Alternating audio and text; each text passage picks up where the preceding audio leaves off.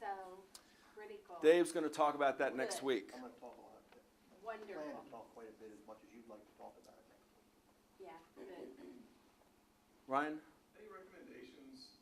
One of the things that I think I've seen happen a lot is, even, and this happens even a lot with Christian friends or people in the church, when you have an economy like this and high debt loads that people are carrying, you have, and especially young people, people that want to start getting into what one would consider to be risky side jobs, maybe, dare I say, selling Amway, that kind of stuff. Any recommendations on how to approach friends like that you see are moving in a direction where you may not feel comfortable and they're talking to you about it or trying to sell you something and you know, as a Christian brother, you want to advise them to be very careful, not get themselves more in debt, you know, for paying $2,000 or something to get involved in some program. You know, you know how you have friends like that? You see Yeah, it absolutely. happen, and Yeah. Any advice on how to approach that? Yeah, I wish I could say, oh yeah, I've always made the right decisions and I've given the best advice. The only thing, and I haven't, you know, I've made a lot of mistakes and probably alienated a lot of people. The only thing I would say that instead of making a comment, it might be better to ask some questions. You know, so if somebody says, I want to invest $2,000 in this particular franchise, you know, you could ask, well, what do you get with that? Or what's the track record for that company? Or, you know, what's your return on investment going to be? Just ask questions like that and just to get them thinking. And if they say, oh, I don't know, guy just said that if I invest this money, I'm going to make it's going to be returned 10 times over. You know, well, what's that based on? You know, and just begin asking questions like that, just to get people thinking about it. Instead of saying, oh, I would never do that, that's a terrible idea, you're really stupid. Just to ask some questions and just try to raise their consciousness in terms of what they're doing. But that's really tricky. Yes, ma'am. I have a question. We have a 401k plan at work, okay?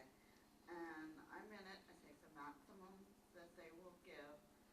And my question is, how do you feel comfortable knowing that where you're putting your asset in their 401k plan are the best? I know I've called, I try to keep up with it.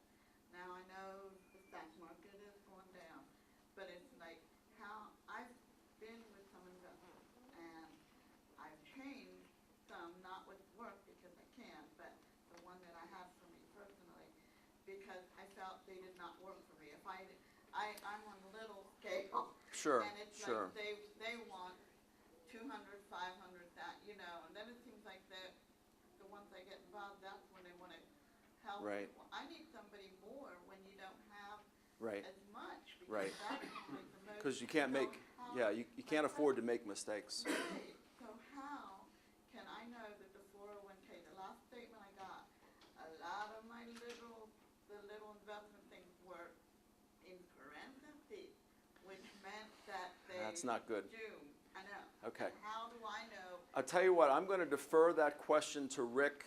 Can you talk about 401ks when you give your class? I know we're out of time now, but when are you giving your class? Mine's October 3rd. Okay, October 3rd, and Rick knows all about that stuff, and he can answer that specifically. Yes, ma'am. If you have a choice of paying more off on your mortgage or paying off car loans, do you have any advice of what to choose, or does it just depend on how much interest is on? Yeah, that's going to be tricky. But let me just say one thing, and I'm not going to ask you any questions. But if you have kids and you're looking at their education down the road, and you want them to go to college, you're going to have to fill out a financial aid form with the government. It's called the FAFSA, and the formula for the FAFSA is the EFC, expected family contribution, does not take into account the value of your home, or how much equity you have in your home, or the value of your retirement fund and how much you have in your retirement fund. So if you're trying to save money for college, not hide those assets, but put them in something that the government does not use to calculate how much money you're expected to pay for college. A home and retirement are probably the two best. So, I mean, that's just an aside. That's the way I would look at it. That's what I did. So any debt that I had, I knew that it eventually was going to go away, but I wanted to put as much money as I could in my retirement fund in my house, because I didn't want that counting. I didn't want to leave it in savings or investments, because all that counts against you when they're figuring out the EFC. I just Is this a wanna say- rebuttal or? No. I don't know that much about finances, and I never have, but there are two shows on Saturday night that I watch if I'm home. One of them is the Susie Orman show. She is not a Christian, and she can be pretty abrasive sometimes, the way she responds to things. But Susie Orman speaks at a level that I can understand. I've learned a lot from Susie Orman, not that I need to know it for any reason, I'm just kind of interested in it. And the other one follows the Susie Orman show, and it's called Till Death Do Us Part. And they take young couples who are in severe financial difficulties, and there's this lady who comes in like super nanny, only she's super debt lady, and she comes in, she whips the household into shape, she puts all of their expenses and their income and all of this on a board, shows these people in black and white where they're spending, what they're doing, where they need to tighten their belt, and then she puts them all in an envelope system. They have to put their money for groceries in an envelope, their gas in an envelope, and she really whips their finances into shape for them. I can understand that too, because I think it's very interesting the way she goes about it. But we do have two kids now that are now living on envelope system. They have envelopes locked up in their glove compartments for gas. They have envelopes for food. They have envelopes for church. And that's really working for them. They never lived that way before, but like everybody else, they've had to tighten their belts. And so if you're interested in watching something that you can understand, it's pretty straightforward, those two shows I think are good. Yes, sir. I have a doozy.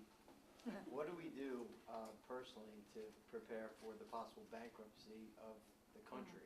We have a $1.5 trillion deficit this year alone, and government spending just keeps getting bigger and bigger, and we're not manufacturing as much. I mean, we need to get out of debt personally so we can prepare for worst case scenario, but I see Greece coming in a couple of years.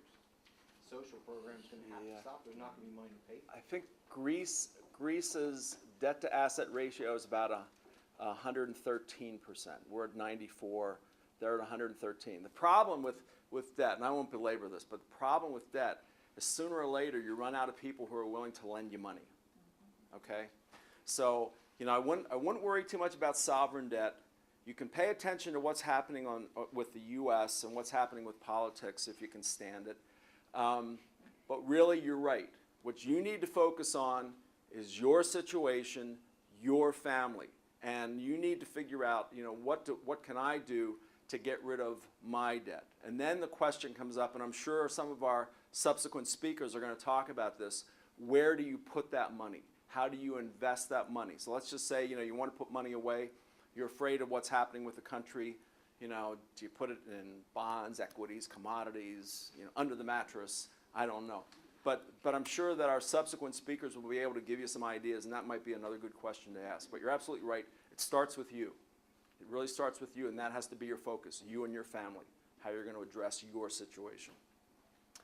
We should wrap it up then. Sure thing. Thank you. Thanks a lot for being here.